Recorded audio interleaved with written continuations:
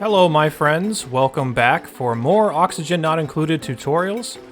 Today's tutorial is going to be an overview on ranching, and we're just going to be talking about the basics, nothing super specific for anybody that might be new to the game or wanting to seek some tips and help them kind of do ranching a little bit better in their own games. So let's start off by kind of talking about what the purpose of ranching is. The purpose of ranching in general is to kind of help you get into those later stages of the game by producing resources that you otherwise wouldn't really be able to produce. A good example of this is if you take a look at these hatches, which is probably one of the first critters you're going to see in the game, except for those shine bugs, but those shine bugs are really annoying.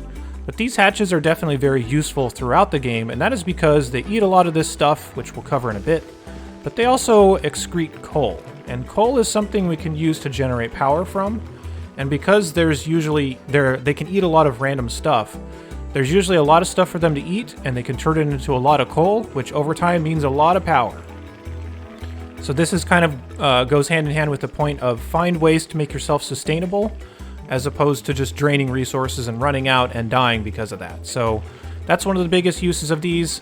Any critter will also lay eggs. Well, a huge majority of them will lay eggs. There are exceptions, but most of them will lay eggs.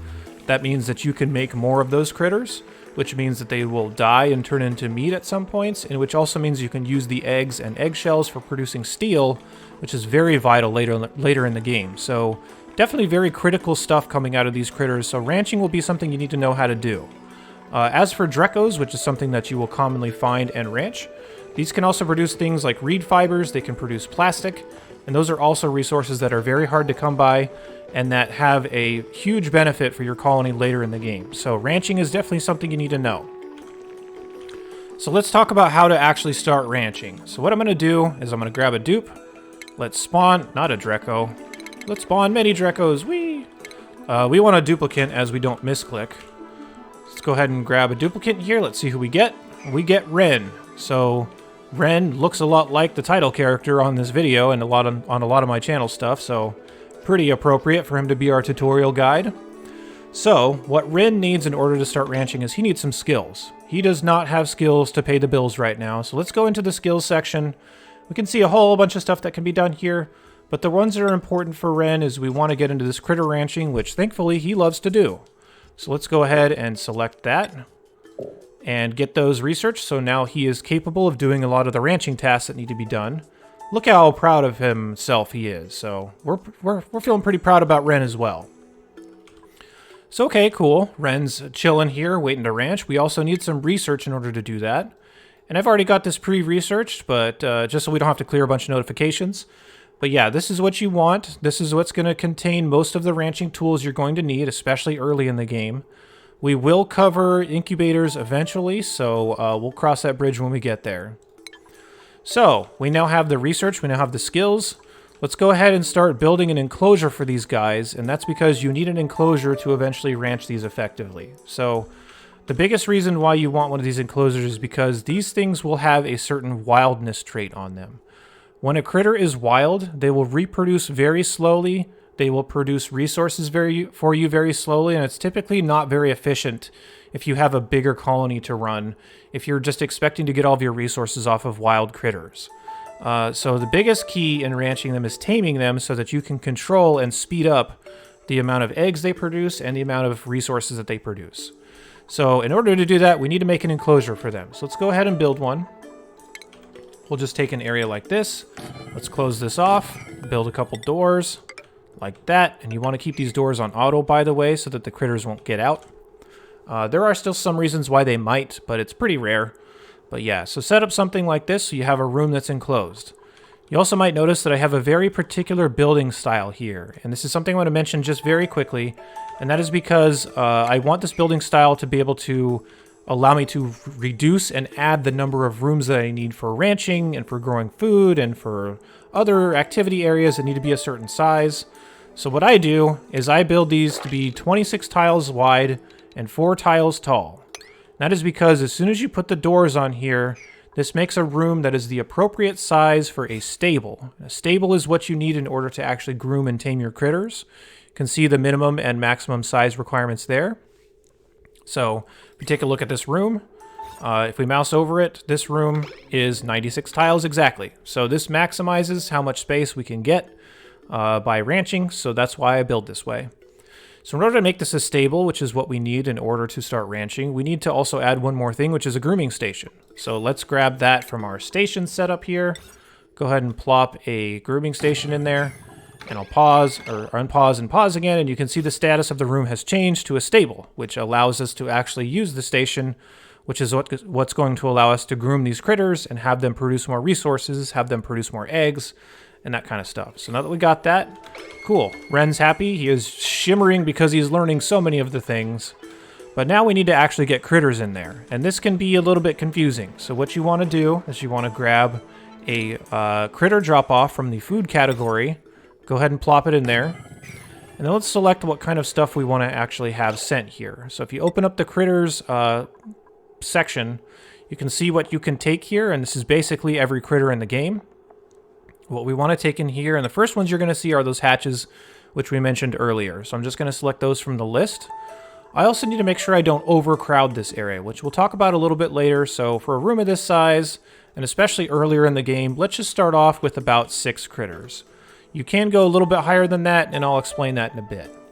I'm also going to check this auto wrangle surplus, and that's so that I don't exceed this amount. And if I do, I will ideally have a place to move these hatches back and forth between. So if I set something like this up, now we have a critter drop-off that is asking for critters, but we need a critter that's actually trussed and can be moved. So what you want to do to grab most critters is you can use this capture critters command, do something like this. Ren will run down there and we'll do our bidding because that's the name of this game. It's our do our bidding simulator. Ren will go ahead and fall asleep because why would you ever do anything useful? Why would you not just troll me right in the middle of an example there, Ren? I really appreciate it. Let's make Ren wake up and not sleep through what we need. There we go. Get up, Ren. Alright, so he's going to run over here. I promise he's going to truss up this hatch. And as soon as he does, he's going to bag it, and he's going to run it up to the place that it's supposed to go. So Ren, working overtime because he fell asleep at a really obnoxious time. As soon as he gets there, he will drop the hatch off at this point, and then now there is a errand open to actually groom the critter because there's a critter inside the room that actually has a station that is appropriate to use for this. So Ren's going to call it over. The critter's going to come over, jump on the table. He's going to brush its teeth and also its head. He's going to spray some perfume and pet it a little bit, and yay, he's groomed. What this does is this actually reduces the critter's wildness. Once you get the critter's wildness down to 0, it's considered tame. And when it's considered tame, its egg production, its resource production, all that just skyrockets. To the point where you will actually be able to sustain your colony off of coal power just because these things are eating stuff and producing coal for you for quite a long time. The side effects of also producing a lot of meat and a lot of eggshells are very, very valuable too.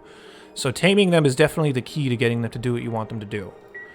So, what we want to do after this is we need a way to feed this hatch. The easiest way to do this, and there's a lot more efficient ways that I'm not going to get into right now, but the easiest way if this is your first time is to open up the food panel, take a look at this critter feeder, and drop one of these in. The critter feeder is going to function basically like a storage bin or something like that where you can just store stuff in it. But this one leaves the food accessible for whatever you're trying to feed. So if you open up the category for hatches, this is only some of the things you can feed to them. If you look at their stats, you can actually see it's a huge list. And some of the stuff that I would typically feed to hatches are going to be things like sedimentary rock or sandstone, something that I have a lot of and that I don't have a reason for just sitting around. Like, for example, on some maps, a big portion of the map can just be sandstone, and if I'm not using all of it to build or whatever else, I'm just going to have a ton of it laying around. So I can take whatever's laying around and I can feed it to these hatches. So let's kind of simulate some of that. Let's do this. Let's brush in some sandstone like that. Let's speed dig it because we're in a super cheater mode, and it'll drop on the floor. So now that we have discovered sandstone, you can check it as one of the things in here, and your duplicants will go grab it, and they will run it back into this room. And there you go.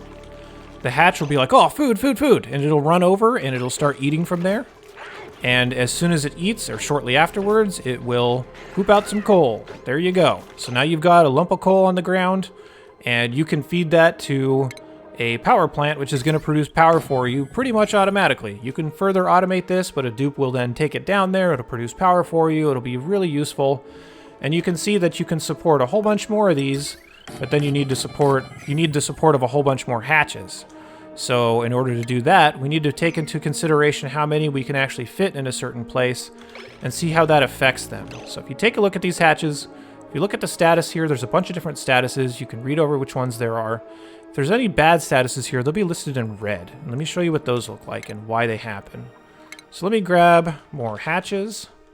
Let's scroll down and grab this. Let's spawn more than can possibly be handled in here comfortably. So if I spawn a whole bunch of them, let's take a look at one of these and see if they're still happy. Oh no, it's too overcrowded. They're not going to like being confined in a small space with a whole bunch of them. So things like overcrowded, things like glum can pop up. This is ultimately going to mean that this critter is going to be producing less resources for you and less eggs. So you want to make sure you don't overcrowd them too much. If they are overcrowded, our duplicant should notice that, and they should come over to this critter drop-off and start trussing them, which we can then move them out of the room if there gets to be too many. By just putting out another area here, you can put it out in the open if you want to, and just say that, like, oh, I'll take any hatches, you know, whatever. I don't really care about the surplus. If that happens, and then we can get enough of them out of here to take them to other areas and free up the space in this room. So he'll capture them, he'll run them over, and then he'll drop them off and be like, get out of here, I don't want you anymore. So that's kind of the idea of how to manage these things, and you want to make sure to pay attention to these red status effects to make sure that these are producing at the maximum amount that they possibly can. I'm going to talk about a couple of other small things here, but this is just meant to be a basics tutorial, so if there's anything specific that's missing from here, by the way, I will produce more videos talking about how to ranch specific things and how to solve specific problems. Just not in this video, because those videos can get insanely long, and I can ramble for a long time, and my poor voice just wants to cry out in pain. So let's talk a little bit about incubators, which I mentioned that we were going to talk about in the beginning. So if we go over to the research panel, you can see these incubators right here. Let's go ahead and research those, which the game will say, yeah, you did it, and it'll give us a bunch of notifications that I then have to clear, which I find really annoying, and I wish I could get rid of, but, you know, whatever. So we'll clear all of our notifications, but the whole point of incubators is basically to grow your population at a very rapid rate. The incubators are not going to be something you want to use constantly. I would say sparingly if you need to grow your population. So the way you'll want to do this, and this is something that I just talked with a bunch of my commenters about, an efficient way to do this. Let's say we drop a couple of incubators like so. They will require power, but it's only for a little bit. We'll talk about that as well. So if we go ahead and we create a cheater power generator, which I have one of those here, pay no attention to that.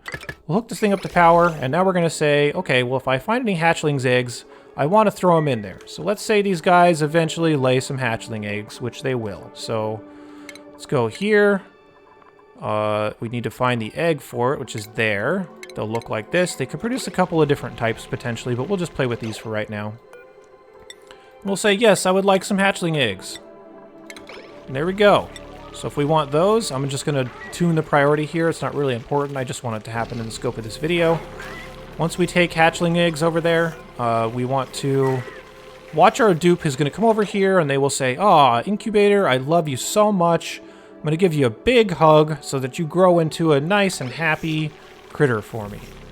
So what that does to the egg is it gives us this lullaby trait.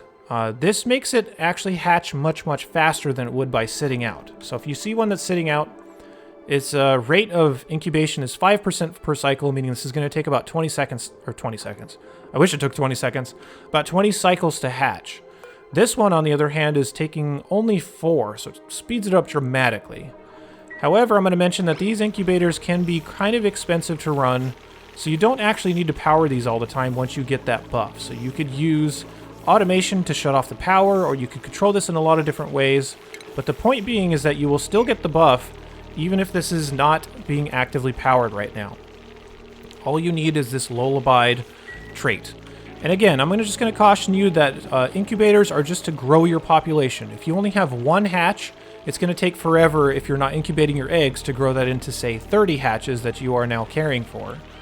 If you need to do that rapidly, or if you can't find that many, or maybe you only get 1 or 2 from the printing pod, then that is definitely something you'll want to do. Ren's about to pee his pants, so I'm going to delete him.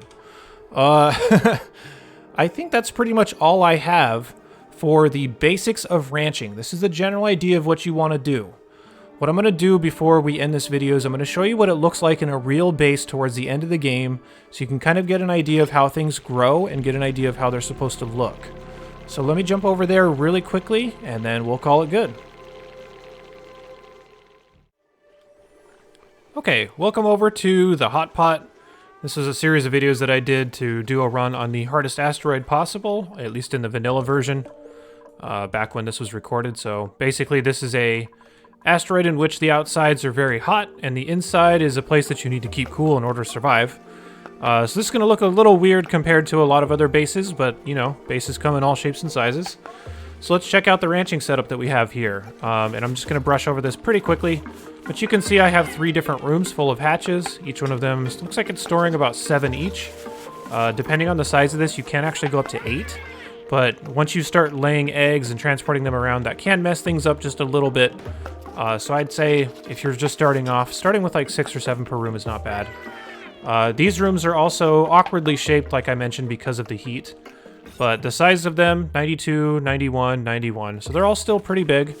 And there's a lot of noise going on in these rooms, so I'll kind of explain the mechanics that we've seen. You did see ranchers here just a second ago, you know, grooming these hatches and keeping them up and running.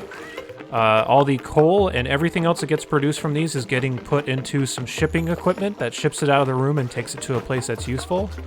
I still do have these critter feeders in here, which is not the most efficient way to do this. The best way to do it is probably to have this also be a part of the shipping network, so that you're just dropping the stuff out on the floor and putting them in huge piles rather than needing your dupes to constantly run errands back and forth. But you can see them eating sandstone from this every once in a while. So pretty basic setup for the hatches. The only other thing that I have in here that I'm ranching actively are these Drecos, and you can see them here. There's a lot of different ways to do these, so I'm not just going to outright recommend them, and I will have separate videos that just talk specifically about the in-depth on hatches and all the different types, and Drecos and all the different types. So the whole idea behind this one was just to get them as cheaply as possible, so they'll just eat these balm lilies, which grow for free. I don't have to have my dupes do anything about them. The Drecos will eat them. They'll make a lot more Drecos, which means a lot more meat and a lot more reed fibers and stuff. All the eggs that I get go to this build. This build is basically the central area where I will sort the eggs. I will refill the rooms if they need more. So like, say a couple of hatches die in here. As soon as they become adults in this room, they'll get moved back. And any excess goes down in here, which gets drowned. So you can see these hatches are drowning. You can see the Drecos are drowning. And as they drown, they will get turned into meat, which gets shipped into my room to cook it, and then they'll eat it. So there you go. You're watching some horrible, gruesome critter death right there. But that's the real quick basics of ranching in general, along with kind of a real-world example so you can see what it looks like at a layer phase. So my plan with this tutorial and a lot of other tutorials is I will be releasing different parts of it where I talk only about hatches, for example, or only about Drecos, for example, or perhaps only about this room or something else like that that's related to it, and they'll just come in different parts as time goes on. So if you want to see those, check them out. They'll be coming in the future. I have a bunch of other stuff going on the channel, so check that out as well, which you'll see here in the post-video screen. But yeah, thanks for watching. Let me know if you have any questions or comments down below. I usually check and respond to a majority of them, so yeah, I'll see you there, and I'll see you guys in the next video here really soon.